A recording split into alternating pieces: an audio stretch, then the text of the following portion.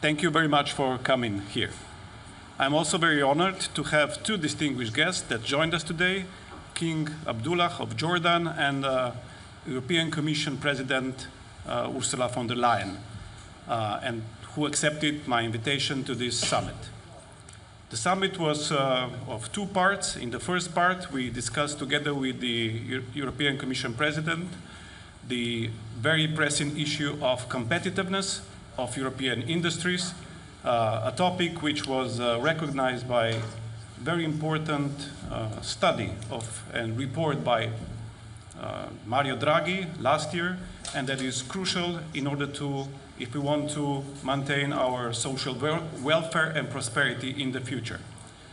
There are many topics when it comes to competitiveness, but to summarize, the bridging the innovation gap is something that we shall start working upon immediately by heavily investing in research and technology, but even more so in appropriate ecosystem in order to support the innovation coming from research to the economy. We also address the pressing issue of the energy infrastructure, but even more so importantly, the energy prices.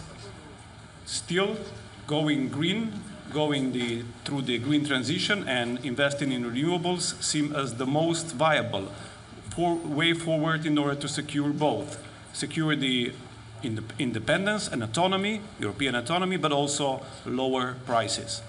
We also addressed the issue of green transition, decarbonizing our industry, but we are also advocating for a more flexible approach by sector, with specific and special attention paid to the automotive industry in order to promote further developments in the industry.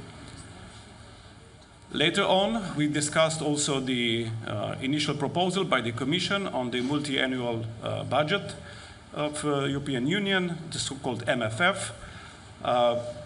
The discussions, which will start in December, will be long and arduous, but the common position is that we need to increase the funds, because otherwise we will not be able to follow the strategic objectives that we are placing upon European institutions.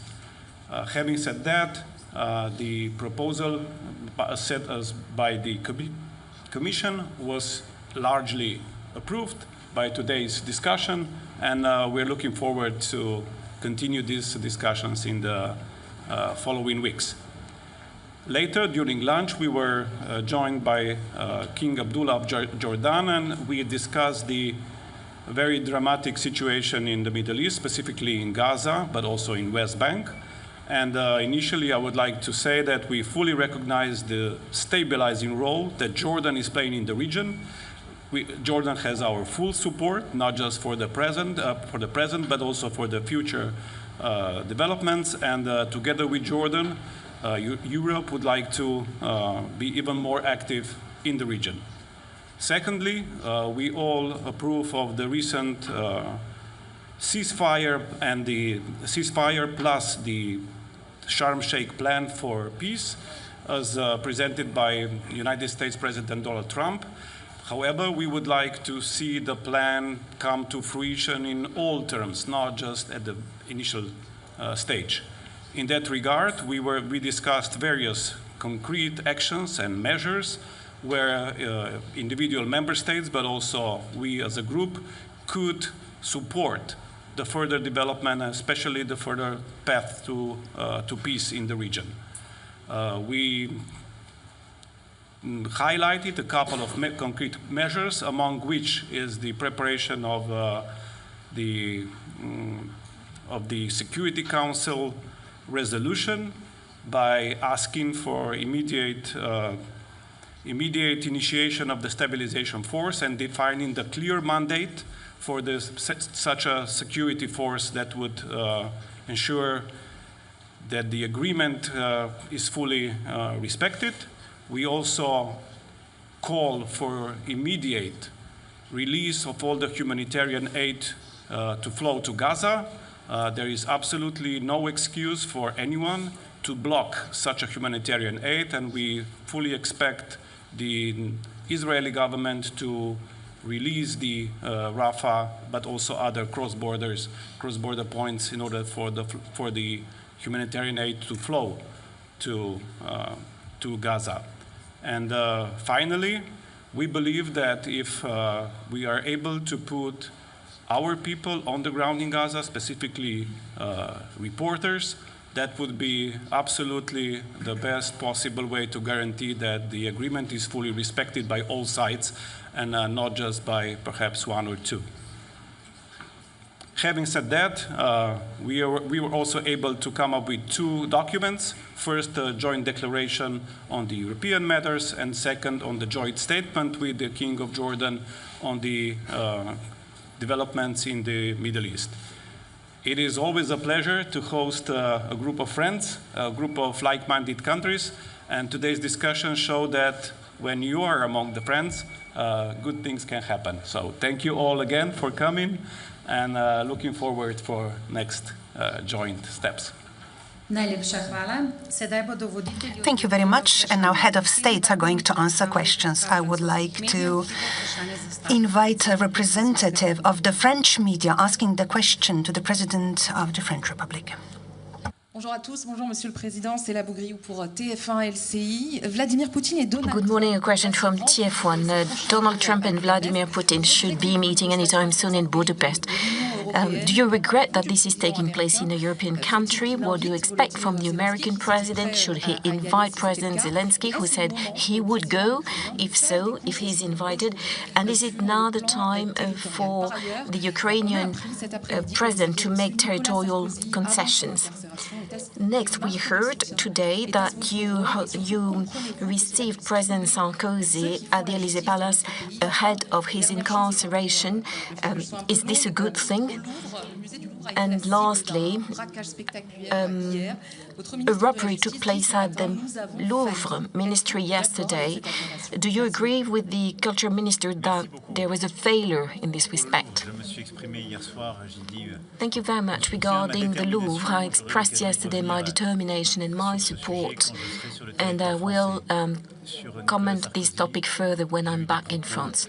Regarding Nicolas Sarkozy, I always was very clear in public regarding the independence of the justice system. That being said, it was normal that, given the circumstances, I met with my predecessor in this context. Regarding the meeting to take place between President Trump and President Putin, I believe it is a good thing that they can meet to discuss their bilateral agenda.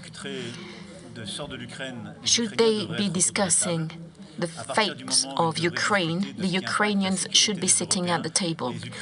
Should they be discussing European matters and the security of Europe, the Europeans should be at the table.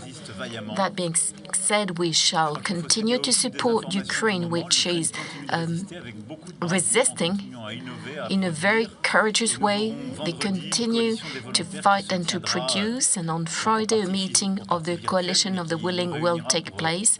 Some will attend in London, others by video link, and President Zelensky will be there.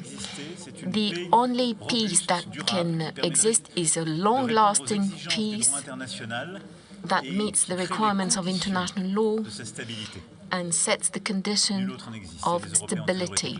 There is no alternative, and the Europeans have always been clear in this respect.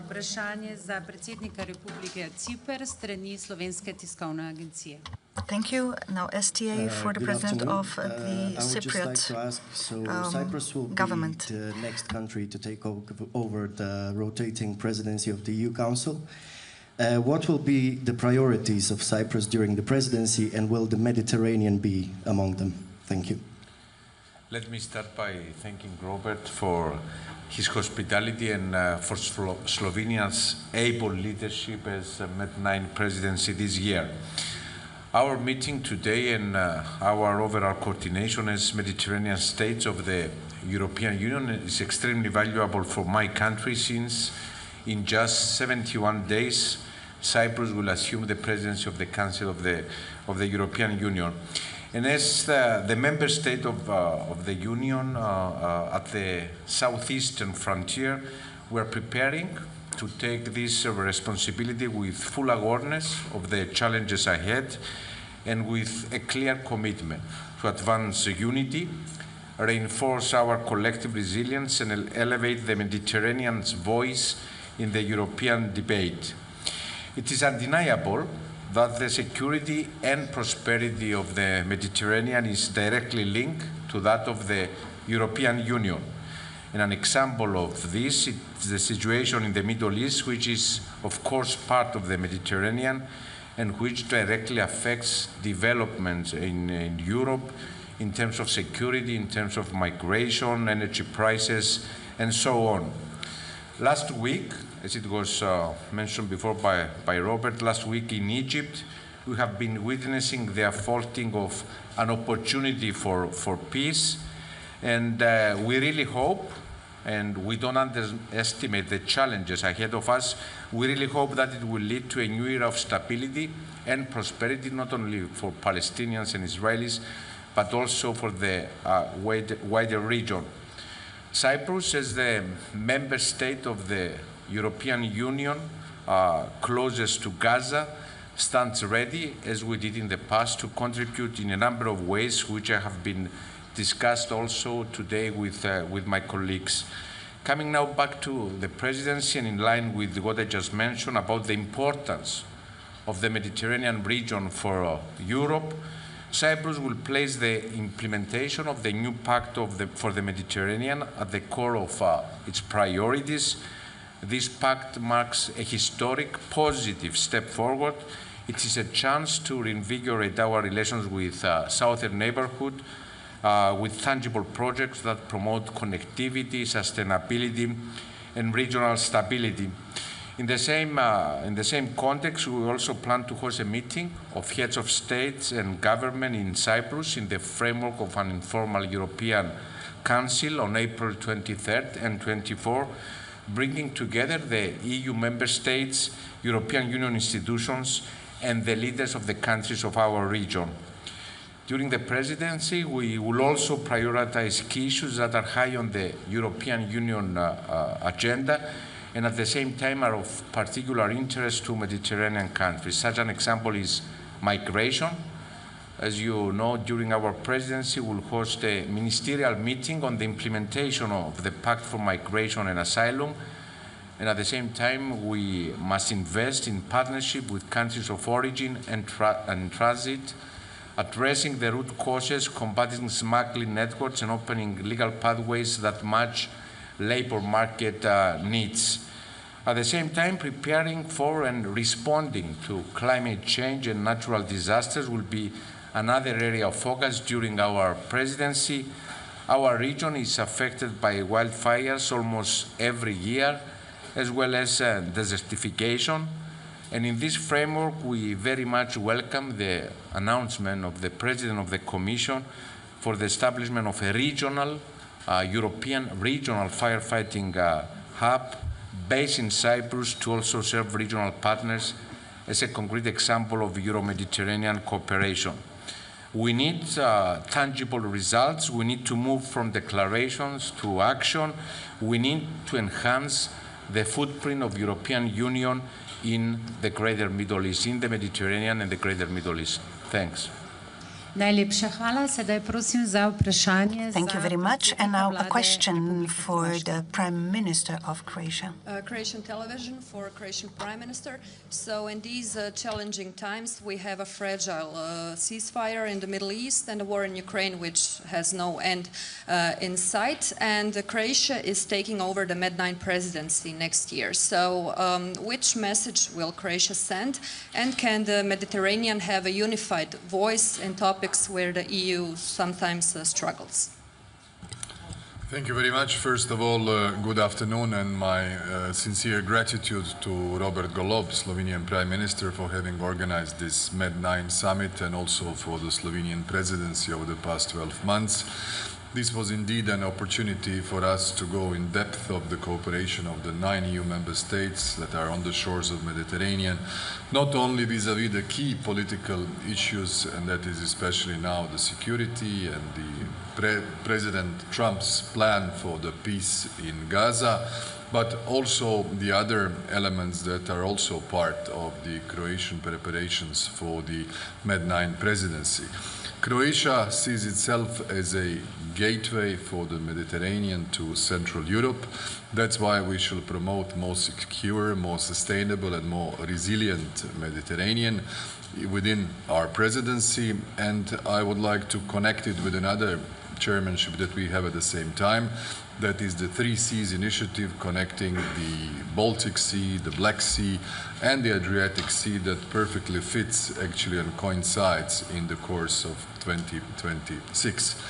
When you asked the key opinion of all of us regarding the ceasefire, the common understanding was that we know it is a very noble attempt to stop the war. We hope that it stays, and in order for it to stay, we need a concerted effort of the international community, and especially the mandate to be given to the International Stabilization Force in Gaza by the Security Council. And therefore, it will have to be a contribution of all the regional actors, especially the Arab states, but also from the European Union and many other partners. When it comes to Ukraine, just a small point, the position of Croatia has been all along that we need a peace, but it needs to be a just peace. Peace that will enable the respect for the international law and the territorial integrity. Unless that is kept as a main line of us as democracies, we shall be looking, whether we like it or not, for other similar situations where the stronger party, the aggressor, will wish to take territory also of other countries. That's why the attempts for peace are most welcome, but not any peace that will create negative precedents. Thank you. Thank you. Question for the Prime Minister of Spain. Thank you very much. Good afternoon. Prime Minister, about Gaza, after participating at the meeting in Egypt at the ceremony for the signature on the peace treaty, what do you think about what will happen then with regard to the ceasefire? And do you think that the responsibility for what's happening is on one side or the other?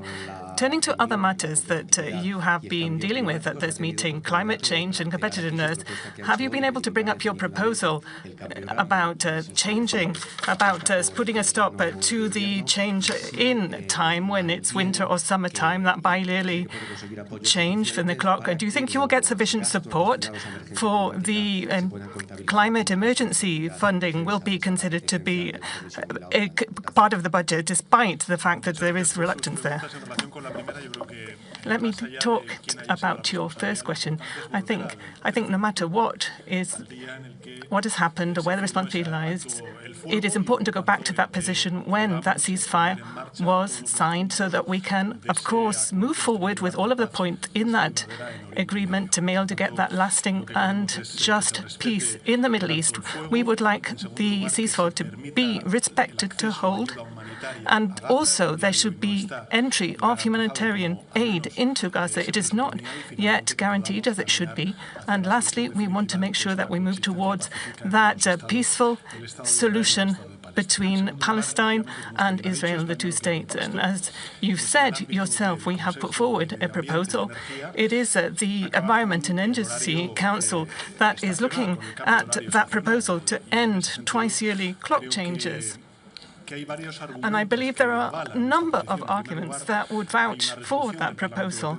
There's also a 2019 resolution from the European Parliament, which should be, of course, met and implemented. And all of the scientific studies, and as well as the population, 84%, I think, believe, of all of the population in the European Union is in favor of this. And then, as I said, scientific studies, more than 40 studies, have demonstrated that there is no sufficient energy saving here that would justify a measure like this. So no matter which kind of seasonal time you would like, the idea is to put an end to it because of science and because of the support. And of course, the European Parliament also supported this back in 2019. The last question. Look,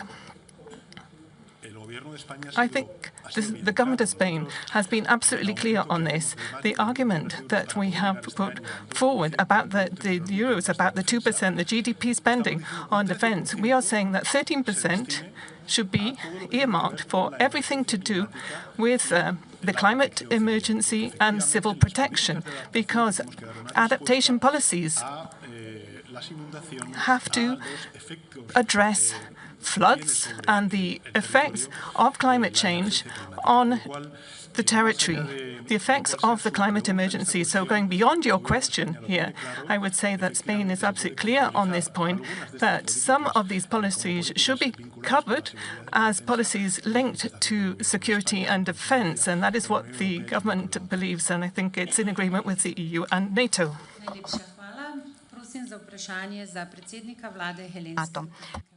Thank you very much. And now a question for the President of the Hellenic Republic. Mitsotakis, the MED9 has become a platform for concrete cooperation among the countries of the European South on energy, migration, and more recently, defense and security. So how do you see these schemes of cooperation evolving in the current geopolitical context? And more specifically, what role should Europe's southern borders and the Mediterranean as a whole play in strengthening in EU's collective defense and strategic autonomy? Thank you, Prime Minister. Well, first of all, let me also thank Robert for the excellent hospitality. Let me answer your question, first of all, regarding the cooperation on topics related to energy, which is an area of great concern to all of us because it is directly related to the competitiveness of the European economy. I think there's a general understanding that we need to move faster in terms of building a common European energy market, that we are still faced, especially the countries of Southeastern Europe, with the prices that are significantly higher than those that our other member states are actually paying, and that a greater integration of the energy markets through significant investments in interconnections and grids needs to be at the top of our priority when it comes to our common European energy strategy. We also had interesting discussions regarding decarbonization in preparation of the European Council that will take place in a few days from now. And I do sense that there is a general understanding amongst the 9 of us that we need to balance the decarbonization goals, the ambitious decarbonization goals that we have set, with an equal emphasis on social cohesion and competitiveness, and that we would require a greater flexibility in terms of attaining the ambitious targets that we have set as a European Union. Now, on the question of defense, this is a topic that we also touched upon at the recent European Council. Of course, right now, the priority of the European Union is rightly directed towards the war in Ukraine. But I think we all advocate for a 360-degree perspective when it comes to European defense. And when we think in terms of the new projects of common interest that we consider promoting as a European Union, be it a drone wall or an anti-missile shield, we need to be aware of the fact that future threats may not necessarily come from the east, but also from the south. So I think we are totally united in ensuring that the entirety of the European borders are equally protected, and that any new European capacity protects all member states, especially those that are sitting on the external borders of the European Union. Thank you. And now the question for the Prime Minister of the Republic of Malta. Television Malta for the Maltese Prime Minister. Good afternoon. Today I had the opportunity to discuss important topics on the EU's agenda, such as competitiveness, security and defence, and resilience. We are also a few days away from an important European Council meeting that is happening in Brussels, where discussions will naturally continue. So what role does the Mediterranean and the MED9 group play in this, and how can this translate into tangible benefits for the citizens and businesses across the region? Thank you for your question. Thank you, Robert, for hosting us here and for your kind hospitality in your wonderful country. At the end of the day, it's all about the economy and how the economy and the healthy economy manages to transform itself into the bettering of people's lives. And that's why we're all about here, why we are here, to focus on the betterment of our economies and the betterment of our people's lives. A key issue when it comes to building a healthy economy lies in boosting its competitiveness. When it comes to us as island member states, I come from an island member state of the European Union in the southern part of the Mediterranean, not connected to the mainland, and connectivity assumes even more paramount importance, particularly when it comes to connections by sea. And that is why today I have discussed with my colleagues the importance of keeping the maritime sector within the European Union and within the Mediterranean healthy and not losing our competitiveness through overambitious climatic targets to our direct competitors. Of course, I'm all for the Green Deal, I'm all for reaching our ambitious climatic targets, but not at the expense of our economies, not by burdening our peoples or our businesses, but rather by getting their buy-in and motivating them to reach those targets in a fair way. That is why, following last week's vote at the IMO level, where the decision on the merits of that decision have now been postponed by a year, I now think that also at European Union level we have to reassess our position on maritime ETS and how that decision that we had taken months ago will affect our competitiveness in this crucial sector. The second point, energy. As mentioned by Kyriakos, we experience, our countries in the southern part of the Mediterranean, higher energy prices. That is why, as a country, we have had to compensate for that structural disability or structural deficiency by giving subsidies to our people to compensate for that inequality. And there again, I call for the completion of the energy union. Us, as Malta, do not have a connection to the gas grid. That is something which is almost unbelievable to hear, and that is why we are pushing also to have a gas interconnection. On the Middle East, I would like to mention a point on the Middle East. First of all, thanking the King of Jordan for today's important discussion and for his role in stabilizing what is otherwise a very unstable region. A few days ago, in New York, we took the decision to recognize Palestinian statehood, following what we have seen when we have hosted so many young children in our islands to give them the best of medical care. We have seen Palestinian children from Gaza, from the West Bank, who should have been enjoying the best part of their youth, coming to us with disabilities, having lost their families, having lost their brothers, their sisters, having lost everything that they have in life. And I think following the peace plan, I would be cautiously optimistic now. Obviously, the difficulties are still there, but we need to be united. And I think today's discussion showed a group of 9 leaders, definitely more united than they were in these last months. And I think that at European Union level, at next week's Council meeting in Brussels, we have to be more vociferous, more decisive, more in a leading position, just like we are in Ukraine and Russia. And I think we have to be decisive in the taking of the right decisions. I think we have done quite a lot, but much more remains to be done to end this humanitarian crisis. I think we have to be more decisive and more forceful in our decisions when it comes to humanitarian aid being allowed to flow freely into Gaza. Unfortunately, we have witnessed tens of thousands of innocent lives being lost. This was in 2024, 2023, 2025, not tens of years ago. And I think people living in today's world do not merit this. And we have 2 choices, either to remain complacent, either to let others take decisions for us, or to be at the leading role. And I think that today we have taken a decision that, notwithstanding our different perspectives, that we have to be united in one common area. And I think that is that humanitarian aid should be allowed to flow freely into Gaza. The same goes food, water, medicinal aid, and anything that can better people's lives. We have seen too many atrocities. I will go back to my personal experiences from the children that we have cured and given a better life in Malta. I think we deserve a better world, and I am happy that today's discussion will lead to the bettering also of those people's lives. Thank you. Thank you very much. And now a question for the Prime Minister of Portugal. The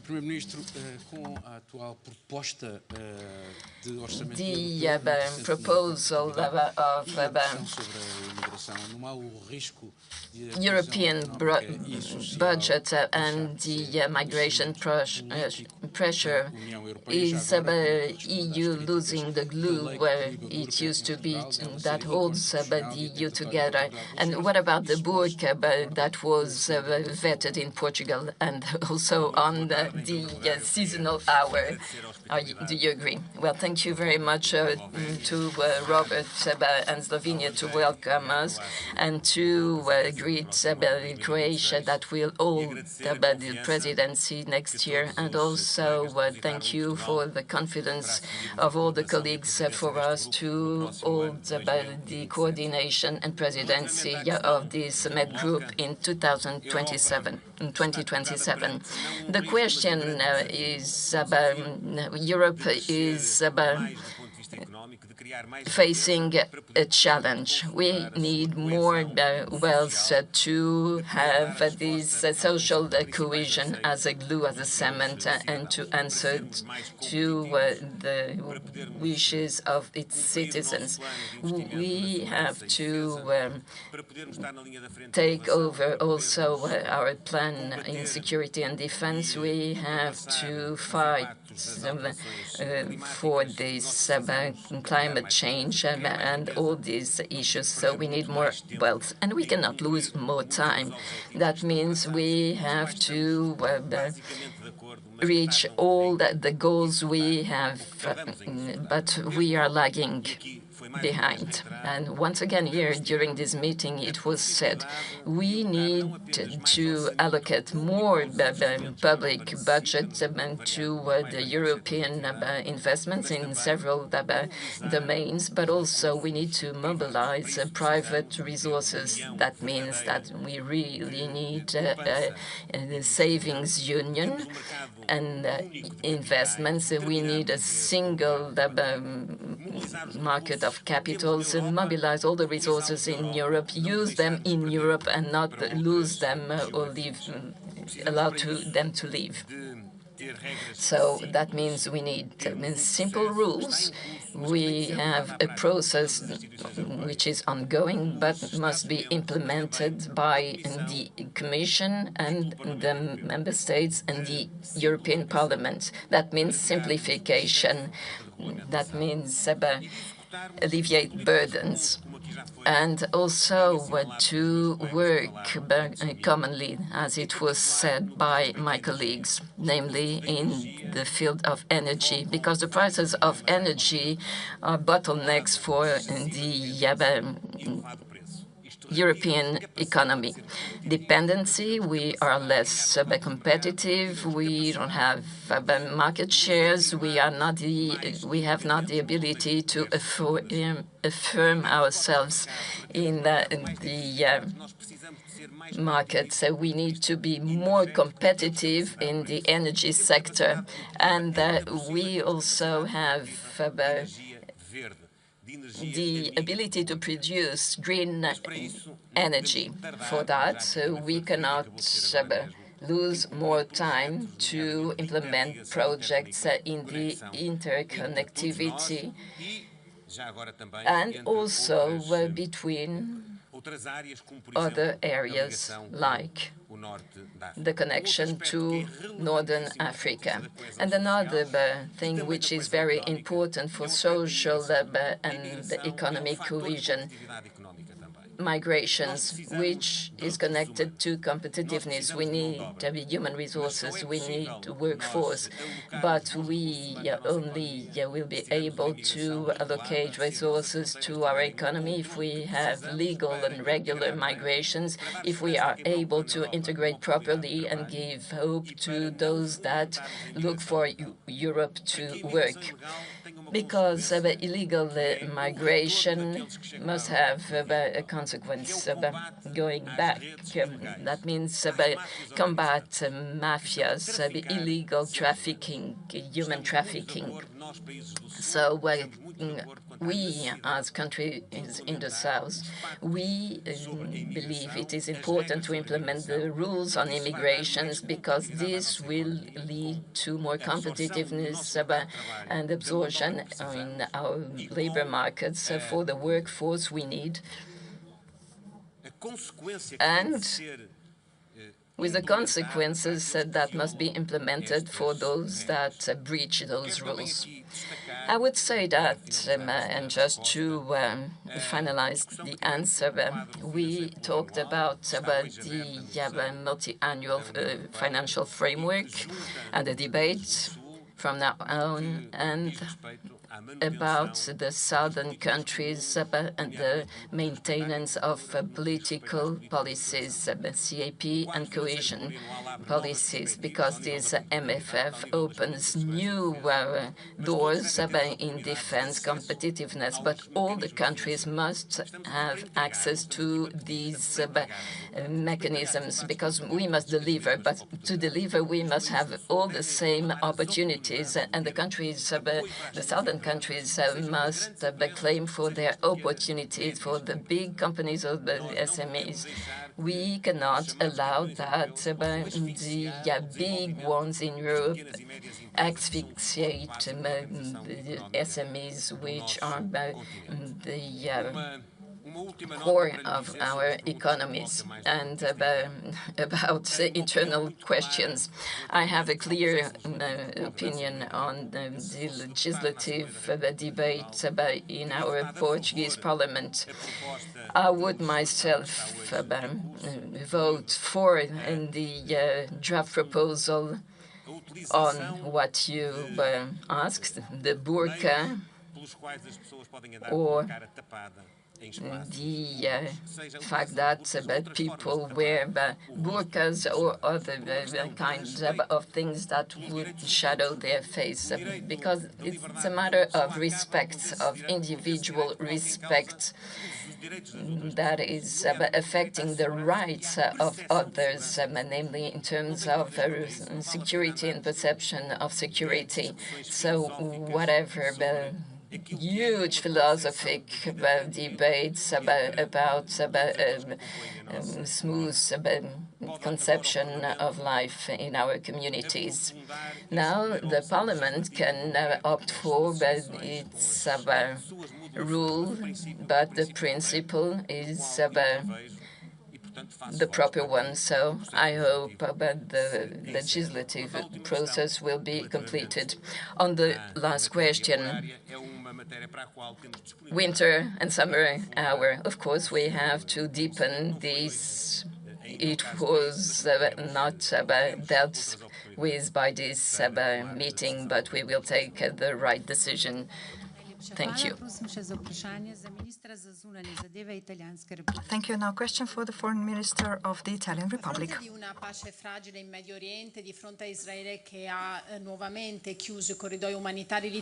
Israel has closed the humanitarian corridors. How do you think these corridors will be reopened? Italy has been penalized, maybe more than other countries, in providing humanitarian assistance. Now, thank you for your question. I want to thank Prime Minister Robert Golob for his hospitality in this beautiful village of Portoroz. We feel at home here. And at the same time, I wish to welcome all Italian-speaking Slovenian citizens. And when I go back to Italy, I will certainly send my greetings to the Slovene-speaking Italians.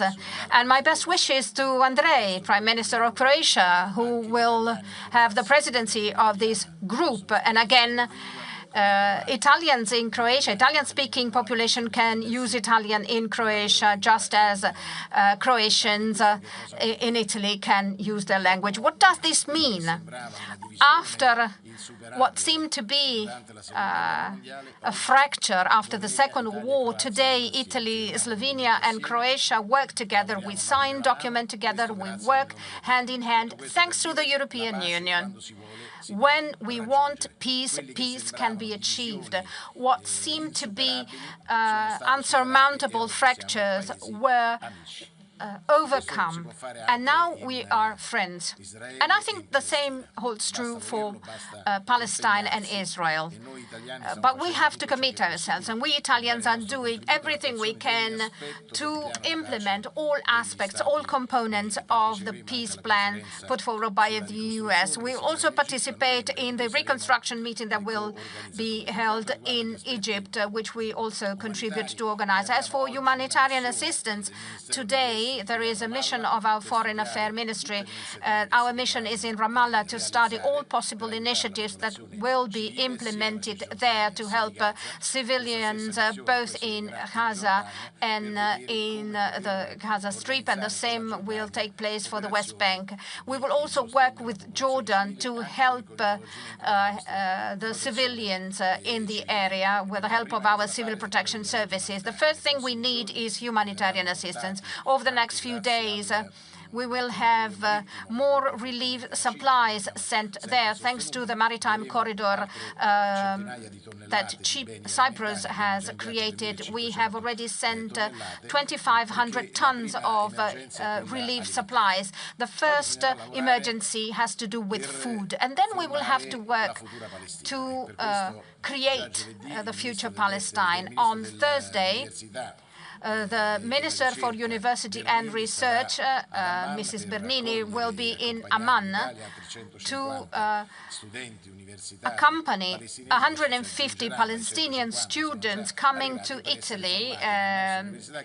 They are going to be trained and study in Italy, and they will become the new ruling class of Palestine. So we continue to work based on these projects so as to alleviate the suffering of the civilian population there through what we have called university corridors. We will also treat children in our hospitals, and their families will travel with them. Italy, together with other countries and other Muslim countries, has welcomed the highest number of refugees from Palestine, and especially from Gaza. And we will treat these young children. We will also involve a private hospital, not just public ones. And we will continue to work with Italian hospitals in Jordan and Egypt. It's going to be 360 commitment for Italy. I think we all have to fight for peace. We have put forward a resolution at the United Nations on the Olympic truce for the Olympic Winter Games in Milano Cortina that we will host next year. We want to convey a message of peace, and we hope we can rely on the support of all countries for this important peace initiative.